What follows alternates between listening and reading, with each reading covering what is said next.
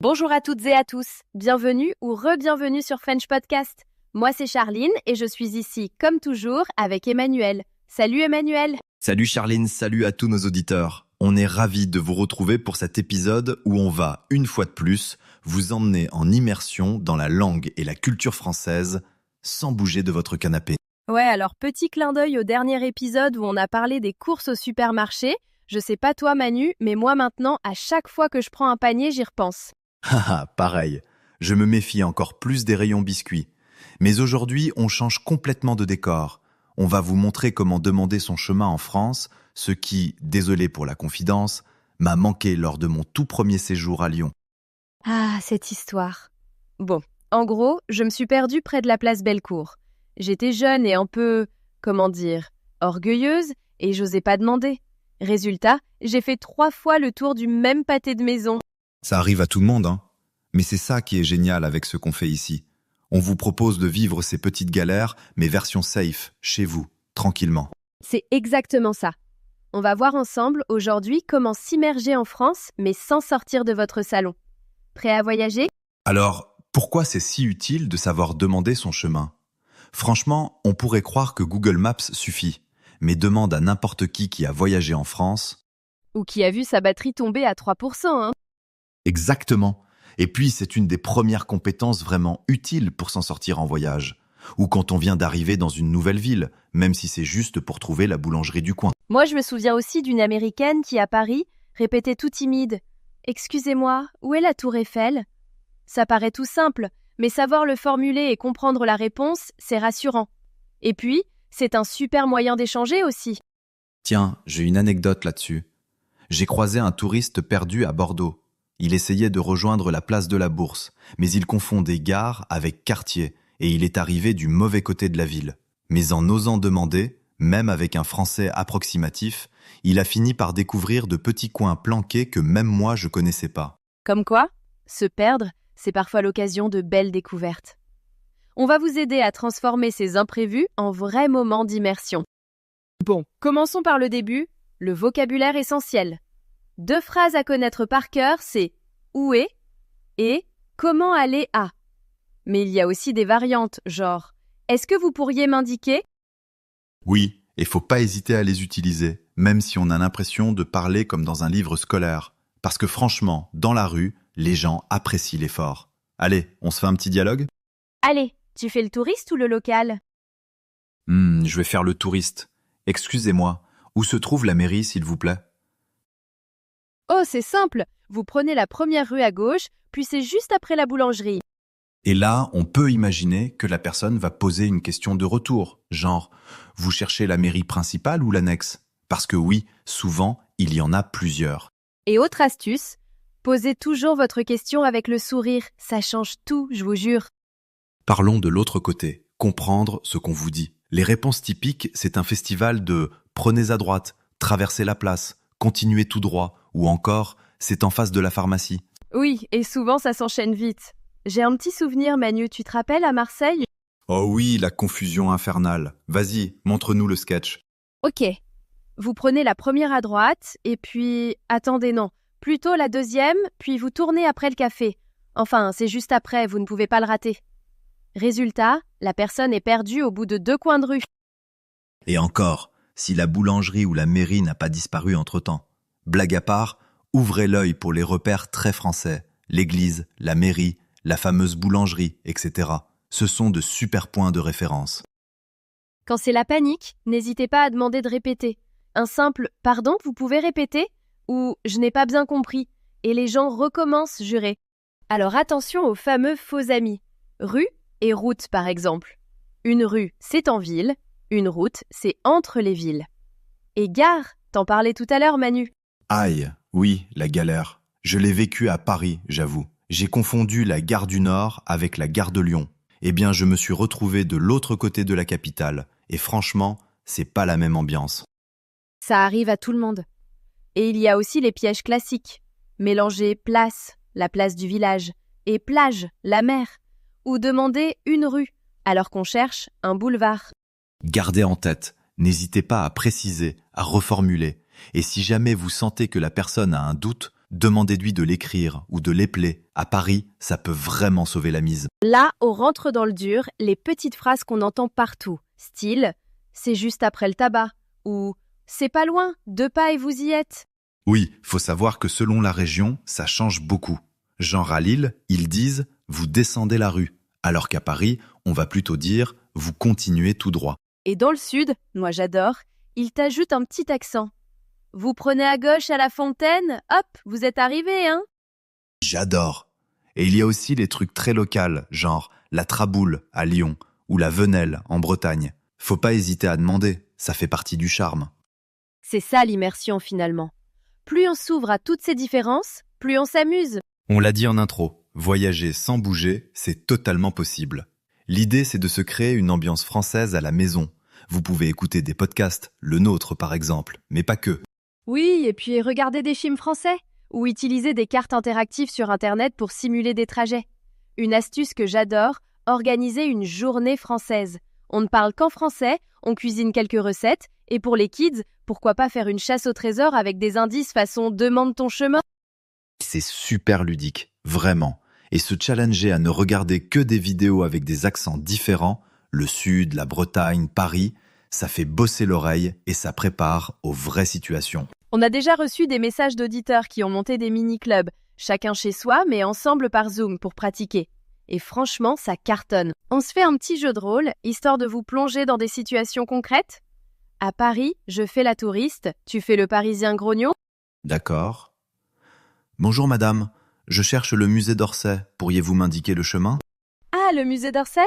Vous prenez le métro ligne 12 à Solferino, vous descendez à Assemblée nationale, c'est juste là. Voilà, bonne journée. Maintenant, on fait Marseille ? J'imite. Bonjour, le Vieux-Port, c'est vers où ? Oh, le Vieux-Port, ma foi, c'est pas loin. Vous prenez la rue Saint-Féréol tout droit, le soleil dans le dos et hop, c'est la mer. Pour Strasbourg maintenant. Excusez-moi, le marché de Noël, je vais dans la bonne direction ? Oh oui, vous continuez tout droit. Vous passez devant la cathédrale et là, vous aurez toutes les lumières. Impossible de rater ça. Vous remarquez comme chaque ville a son petit truc, son ambiance dans la voix. C'est le vrai charme de l'aventure. Souvent, on bloque à l'oral. Mais la clé, c'est de pratiquer, même en solo. Essayez de répéter des questions devant un miroir, ou mieux, filmez-vous. Moi, c'est ce que j'ai fait pour une vidéo YouTube, et je vous dis pas comme j'ai eu du mal à me regarder au début. Ah, se voir parler, c'est radical. Et le but, c'est pas d'être parfait, hein, mais de s'habituer à son accent, à ses erreurs aussi. Faites des erreurs, c'est normal, c'est comme ça qu'on progresse. On l'a déjà dit dans l'épisode sur le supermarché, mais je le redis. N'attendez pas de tout maîtriser pour oser parler. Lancez-vous, même si c'est imparfait. Les Français apprécient qu'on fasse des efforts, vraiment. Et puis c'est fun aussi de progresser ensemble. Osez demander à vos amis ou à des natifs de corriger vos phrases, de jouer à faire le passant. Ça booste en confiance. Avant de conclure, j'ai envie de partager avec vous les petites victoires de certains auditeurs. On a reçu un message de Sophie qui nous écrit « Grâce à vos conseils du premier épisode, j'ai réussi à retrouver mon hôtel à Nice, même après m'être perdue dans les ruelles. Un monsieur m'a expliqué le trajet, j'ai tout compris. » Incroyable. Sophie, si tu nous écoutes, bravo à toi. C'est exactement pour ça qu'on fait ce podcast. Pour ces moments où on se dit « j'y suis arrivé ». Alors continuez, envoyez-nous vos anecdotes, posez-nous des questions, partagez vos progrès. C'est notre carburant à nous, ça. Et surveillez les prochains épisodes. On vous prépare d'autres aventures, toujours plus immersives, avec d'autres situations du quotidien français. Charline, je te laisse le mot de la fin. Merci à tous pour votre écoute, prenez soin de vous, amusez-vous à pratiquer et surtout, n'arrêtez jamais d'explorer le français sous toutes ses formes, même depuis votre canapé. Salut Manu! Salut Charline, salut tout le monde, à très vite sur French Podcast. Écoute la deuxième partie de Podcast français. Bonjour et bienvenue. Alors aujourd'hui, on se penche sur une source un peu particulière. Oui, c'est le moins qu'on puisse dire. C'est pas un article, c'est pas un livre, c'est juste le titre et le slogan d'un concept de podcast. Virtual Immersion, the French Podcast Experience. D'accord ? Et le slogan, c'est ça qui a attiré notre attention, c'est le podcast qui simule une immersion en France depuis votre canapé.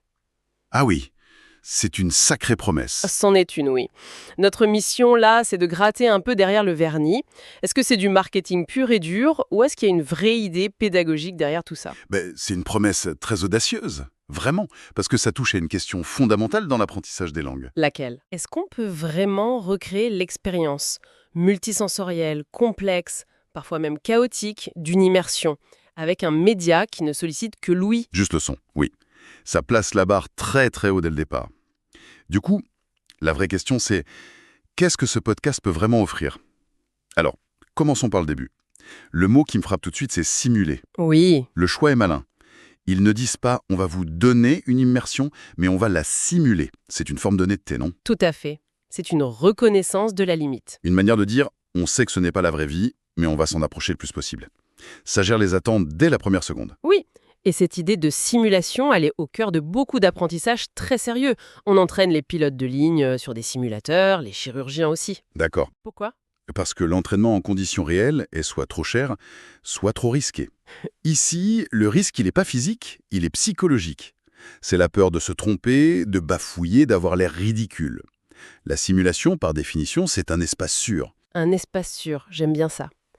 Mais justement, pour comprendre ce qu'on gagne, il faut voir ce qu'on perd. Bien sûr. Quand je pense à une vraie immersion, en France, je pense à une sorte de surcharge sensorielle. C'est l'odeur du pain chaud qui sort d'une boulangerie à 7 heures du matin. Ah oui. C'est le contact visuel un peu bourru du serveur dans un café parisien. C'est de devoir déchiffrer un geste de la main. C'est un chaos total, en fait.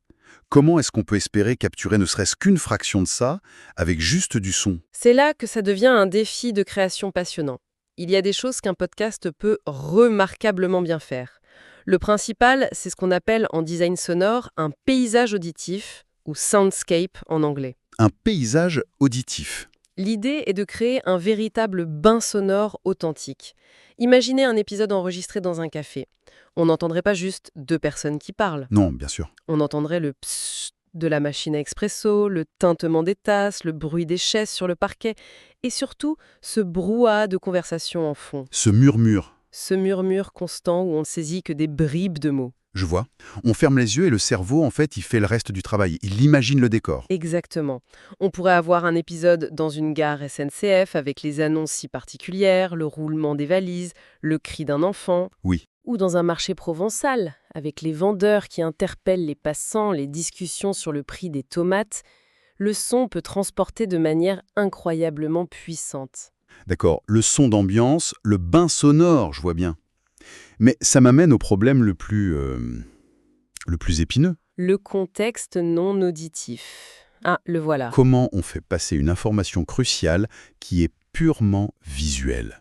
Par exemple, dans une discussion, si quelqu'un lève les yeux au ciel pour montrer son exaspération ou fait un clin d'œil complice. Sans cette information, on peut complètement passer à côté du sens. C'est le grand défi. C'est la limite fondamentale. Alors, il y a des techniques pour tricher un peu, mais chacune a ses inconvénients. Par exemple. La première, c'est la narration. Un narrateur discret qui intervient et dit « À ce moment-là, elle lui fait un grand sourire ». Ça marche, c'est clair, mais ça casse un peu la magie. L'immersion. Oui, ça nous sort de la scène. L'autre outil, c'est un design sonore très intelligent. Un silence qui s'installe, le bruit d'un verre posé un peu trop fort sur la table, des pas qui s'éloignent. Tout ça peut suggérer une émotion ou une action. Mais soyons clairs, on ne pourra jamais communiquer toute la richesse du non-verbal. C'est le compromis. Bon alors, on a ce bain sonore qui est immersif mais qui a ses limites. Parlons de l'autre partie de la promesse, celle qui est peut-être la plus alléchante. Depuis votre canapé. Ah, le fameux canapé. C'est l'argument marketing massu. Le confort absolu. Plus de billets d'avion, plus de jet lag et surtout plus de stress. Mais est-ce qu'en enlevant le stress, on n'enlève pas aussi un ingrédient essentiel à l'apprentissage? Est-ce que le confort n'est pas l'ennemi du progrès, dans ce cas précis? C'est tout le paradoxe qui est au cœur de ce concept. Ce canapé, il offre quelque chose que les spécialistes de l'apprentissage des langues, comme un chercheur qui s'appelle Steven Kroshen, appellent un environnement à faible filtre affectif. Un filtre affectif? Le filtre affectif, pour faire simple, c'est une sorte de mur mental qu'on construit quand on est stressé, anxieux ou qu'on a peur d'être jugé. Ce mur, en fait, il empêche l'information de rentrer, de passer. D'accord. On est tellement concentré sur notre peur qu'on n'assimile plus rien. Ah oui, je vois très bien. C'est la panique quand on est devant la boulangère. Qu'on a préparé sa phrase et qu'elle nous répond un truc qu'on ne comprend pas. Le cerveau se met en mode off. C'est exactement ça. Le canapé, c'est l'anti-panique. On est seul, personne ne nous juge, on peut mettre sur pause, réécouter 10 fois la même phrase, chercher un mot sur son téléphone. C'est vrai. Ce confort psychologique est un avantage énorme, surtout au début. Ça permet de construire une base de compréhension passive très solide et surtout de la confiance en soi. Donc, pour la compréhension, pour l'écoute, c'est un avantage net. Mais pour la partie active, pour la parole, j'ai l'impression que c'est là que le bas blesse. On y vient. Et c'est la contrepartie fondamentale. Le canapé supprime un moteur d'apprentissage extraordinairement puissant. La nécessité. La nécessité. Quand on est physiquement en France, on est obligé de parler pour survivre, même à petite échelle. On doit commander son café si on veut un café, on doit demander son chemin si on est perdu. Oui, on n'a pas le choix. Cette obligation de mobiliser ses connaissances pour obtenir un résultat concret, c'est ce qui force à progresser. Le canapé, par définition, il élimine cette pression. On reste dans un rôle passif. Donc, faut voir ça comme une préparation, une sorte de simulateur de vol, mais pas comme le vol lui-même. C'est la meilleure analogie. C'est un outil de préparation exceptionnel pour s'habituer au bruit, au rythme, à la mélodie de la langue. C'est pour rendre le vrai vol moins intimidant. Mais ce n'est pas un substitut. D'accord, c'est un simulateur. Alors, imaginons, si on était les créateurs de ce podcast, à quoi ressemblerait un épisode phare? Ah, bonne question. J'ai une idée qui me vient là tout de suite. Un épisode intitulé « Commander une pâtisserie ». Classique, mais efficace. Ça commencerait par le son de la petite clochette de la porte d'entrée de la boulangerie. On entendrait la vendeuse dire « Bonjour » avec une voix enjouée, peut-être un autre client qui hésite. « Je vais prendre un éclair au café ?» Non, finalement, un Paris-Brest. L'auditeur serait juste là, dans la file, à écouter. J'adore l'idée. Et on pourrait aller plus loin dans le défi. Imaginez un épisode, prendre la ligne 1 du métro à Châtelet à 18h30. Ah, l'enfer. Là, ce serait le chaos sonore organisé. Le bruit des tourniquets, l'annonce « Attention à la fermeture des portes », le grondement de la rame qui arrive et surtout, une cacophonie de conversations qui se chevauchent. Oui. 2 ados qui parlent de leur cours, un couple de touristes qui essayent de déchiffrer un plan, quelqu'un au téléphone. Ce serait un exercice redoutable, mais incroyablement efficace pour habituer l'oreille au vrai français. Et mon scénario préféré, ce serait le mode espionnage linguistique. J'aime bien ce nom. Un épisode qui s'appellerait « Conversation à la table d'à côté ». On serait dans un bistrot et on écouterait simplement 2 amis discuter de leur semaine, de la météo, de leur patron. Le quotidien. Une conversation banale, mais qui serait une mine d'or d'expressions, de tics de langage comme « du coup »,« en fait »,« voilà », de phrases laissées en suspens, tout ce qu'on trouve jamais dans les manuels. Ce sont 3 excellents exemples. Et pour les réaliser, il y aurait plusieurs approches possibles. La première, ce serait l'approche documentaire, la plus pure. On pose un micro et on enregistre la vie sans scénario. Très authentique. Le plus authentique, mais aussi le plus difficile à comprendre pour un apprenant. La deuxième, c'est ce qu'on pourrait appeler le scénario guidé. C'est-à-dire ? Là, un narrateur interviendrait très brièvement au début. Nous sommes dans le hall de la gare de Lyon, il est 18h. Puis, il laisserait la scène sonore se dérouler. À la fin, il pourrait revenir pour un petit débrief, pour expliquer une expression ou un point culturel. C'est un bon équilibre. Oui, entre immersion et pédagogie. Ça me semble être un bon compromis, en effet. Mais est-ce qu'on ne risque pas de casser un peu l'immersion avec ce narrateur qui nous prend par la main ? C'est le risque. N'y aurait-il pas une autre approche qui garderait l'auditeur un peu plus actif ? Si. Et ce serait la 3e voie, la plus ambitieuse. La simulation interactive. Interactive. On reprend notre scène à la boulangerie. La vendeuse dit « Bonjour, vous avez choisi ?» Et là, silence. Un blanc intentionnel de 5 ou 6 secondes. D'accord. Ce silence est une invitation. Il est là pour que l'apprenant, dans sa tête ou même à voix haute dans son salon, formule sa réponse. « Oui, je veux prendre une baguette tradition, s'il vous plaît. » Ah, je vois. Ce n'est pas une vraie conversation, bien sûr. La vendeuse ne va pas réagir. Mais ça commence à faire basculer l'auditeur d'un rôle 100% passif à un rôle un peu plus engagé. On active la partie production du cerveau. C'est fou, comme une simple phrase de slogan ouvre autant de possibilités créatives et pédagogiques. Mais il faut aussi rester lucide. On l'a effleuré, mais ce podcast ne pourra jamais, au grand jamais, simuler le goût d'un pain au chocolat qui sort du four. Non, évidemment. L'odeur si particulière du métro parisien, ou le choc visuel quand on arrive pour la première fois devant la Tour Eiffel. L'expérience reste purement auditive. Cette limite est infranchissable. Absolument. Et c'est la clé de la réussite d'un tel projet. Être très honnête sur cette limite. Mais une fois qu'on a accepté ça, on peut voir où se situe sa véritable valeur. Et à mon avis, son plus grand potentiel est de combler le fossé gigantesque qui sépare le français académique des manuels. Et le vrai français de la rue. Voilà. Le français d'Emmanuel est propre, parfaitement articulé, avec une grammaire impeccable. Le vrai français est rapide, plein d'élisions, on dit « je sais pas » ou « j'pas », pas « je ne sais pas ». C'est tellement vrai. Il est rempli d'interruptions, de faux départs. C'est la plainte numéro 1 de tous ceux qui apprennent le français et qui arrivent ici. Ils ont l'impression d'avoir appris une langue morte, ils n'en reconnaissent rien. Précisément. Ce type de podcast est une préparation psychologique et auditive fantastique à ce choc. Il habitue l'oreille au vrai rythme de la langue, à sa musique, à son désordre apparent. C'est un pont, en fait. Donc pour résumer, ce concept ne remplace pas l'immersion, mais il peut la rendre beaucoup moins intimidante et au final beaucoup plus productive. C'est un pont. Un pont entre la salle de classe et la rue. Donc, au final, derrière ce slogan qui pourrait sembler un peu facile, il y a une vraie réflexion, un concept pédagogique qui est en fait assez ambitieux et bien pensé. Oui, L'idée, c'est de distiller l'essence auditive de l'immersion, en la débarrassant de toutes ces contraintes logistiques, financières et surtout psychologiques. c'est tout à fait ça. Et ce n'est pas un hasard si ce genre d'idée émerge maintenant. Ça s'inscrit dans une tendance de fond. Laquelle? Celle qui est d'utiliser la technologie pour créer des environnements d'apprentissage plus accessibles et surtout à basse pression. Bien sûr, tout dépend de l'exécution. C'est le point crucial. Pour qu'un tel projet soit une réussite, il faudrait une qualité sonore irréprochable, une authenticité totale dans les enregistrements et une vraie intention pédagogique derrière chaque scénario. La promesse est belle, mais sa réalisation est très exigeante. La meilleure idée du monde peut être ruinée par une mauvaise exécution. Exactement. Et ça ouvre la porte à la suite, non? La source qu'on analyse, elle parle de simuler une immersion, donc une expérience d'écoute. D'écoute passive, principalement. Mais la prochaine frontière, ce serait peut-être de simuler non plus seulement l'écoute, mais l'interaction. Ah!